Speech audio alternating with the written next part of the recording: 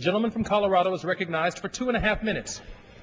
Thank you, Mr. Speaker. I rise today in support of the effort to legislatively repeal the statute of Don't Ask, Don't Tell, and leave it up to the military to implement their own policy recommendation. First of all, Don't Ask, Don't Tell is the only law in the country that requires people to be dishonest about their personal lives or face the possibility of being fired. It's a law that's not only hurtful to the men and women who currently serve in our armed forces, but it's a law that's hurtful to our national security as Americans. George Washington, our nation's first commander-in-chief, is enshrined in American history for telling his father, "I cannot tell a lie." Yet more than 200 years later, this shameful law mocks Washington's words and makes lying required operating procedure for our military's rank and file. Today we have the opportunity to end this law. I'd like to address some of the remarks from the gentleman from Florida and the gentleman from Georgia. This proposal and this compromise has been endorsed by Admiral Mullen as well as Secretary Gates. Absent this statutory change today, which we are doing consistent with our congressional timeline of the Defense Authorization Bill, the military would find itself in a position to be unable to implement its own recommendations.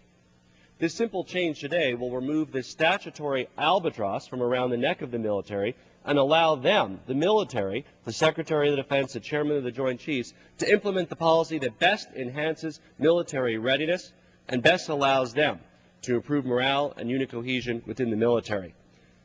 Absent an action today, their hands will be tied and they will be unable to implement their own recommendations that take into full account the opinion of the men and women who serve, the officers and stakeholders within the military.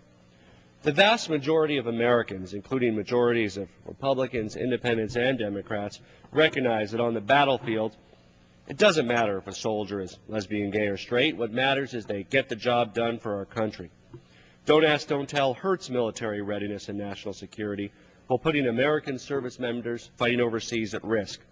To date, it's forced out over 13,000 well-trained, taxpayer expense, and able-bodied soldiers out of the military. It's time to repeal this law. And I applaud the leadership of my friend, the Honorable Congressman and veteran Patrick Murphy, in his efforts to do so. By allowing the Pentagon to conduct a careful study of the implementation of the repeal, this amendment is a fair balance between ending the discriminatory policy and respecting the opinions of our military leaders.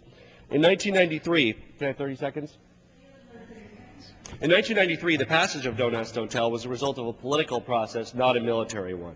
Today, we can rectify that and continue with this process underway where the military consults with and listens to men and women and stakeholders in the military in deciding how to modify this policy and removing the statutory requirement for this policy and allowing the military to do the right thing to improve military readiness and enhance the protection of our country. And I yield back.